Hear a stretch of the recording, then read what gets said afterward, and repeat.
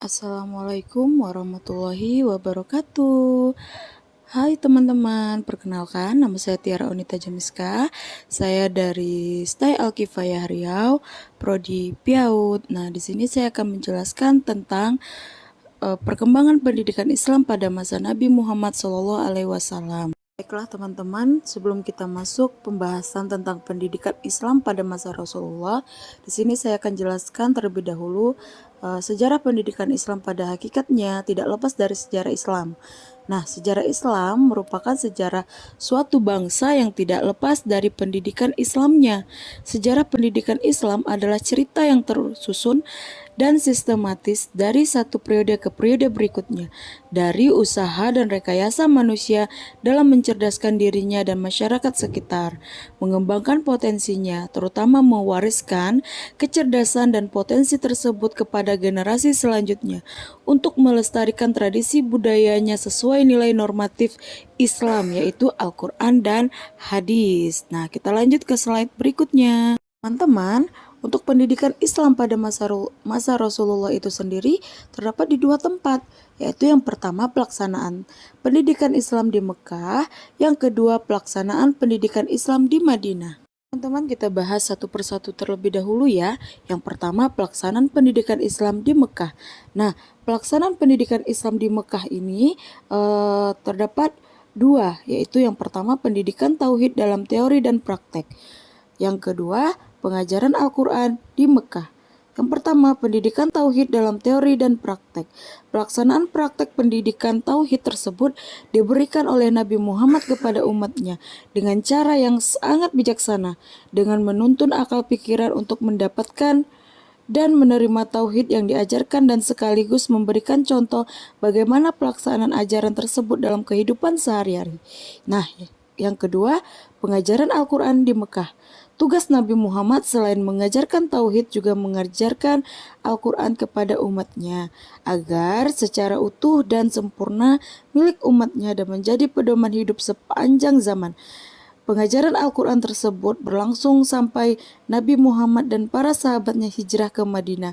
Masyarakat Arab pada masa itu terkenal tidak bisa membaca dan menulis. Teman-teman, yang kedua yaitu pelaksanaan pendidikan di Madinah.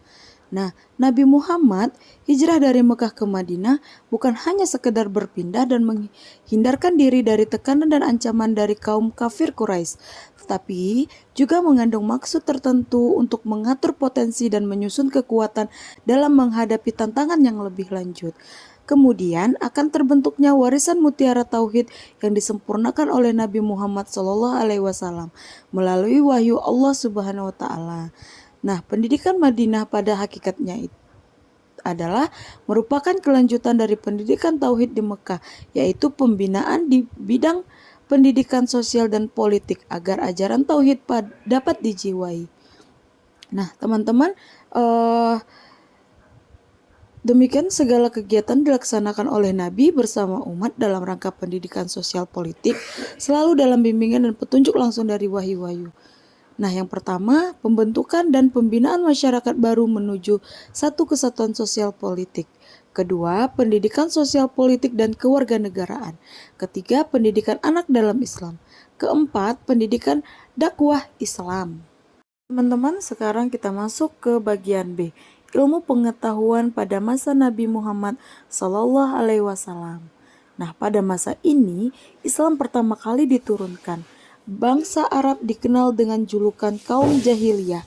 Sedikit sekali bangsa Arab yang mengenal ilmu pengetahuan dan kepandaian, sehingga hidup mereka lebih mengikuti hawa nafsu, berpecah belah, saling memerangi, wanita pun tidak ada harganya.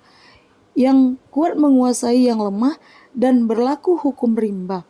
Menghadapi kenyataan ini, Nabi Muhammad diutus untuk memperbaiki akhlak, menghargai, dan mengangkat harkat ilmu pengetahuan dan orang-orang yang berilmu.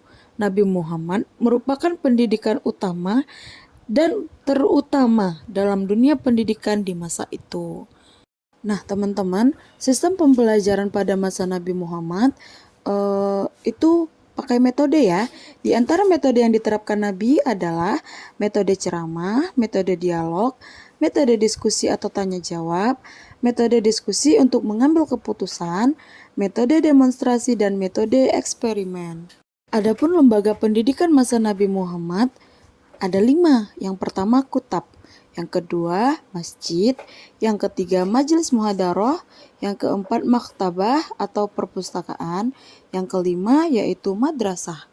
Baik teman-teman, dari penjelasan di atas dapat disimpulkan bahwa yang pertama, pendidikan Islam pada masa Rasulullah memiliki landasan dasar wahyu pertama yang berbunyi Iqra, yang artinya bacalah, hafalan, mencatat, dan menulis. Yang kedua, pendidikan pada masa Rasulullah menggunakan kurikulum Al-Quran yang Allah wahyukan sesuai dengan kondisi umat Islam pada masa itu. Nah, yang ketiga, metode yang digunakan pada masa Rasulullah yaitu metode ceramah, dialog, diskusi atau tanya jawab, metode diskusi untuk mengambil keputusan, metode demonstrasi, dan metode eksperimen.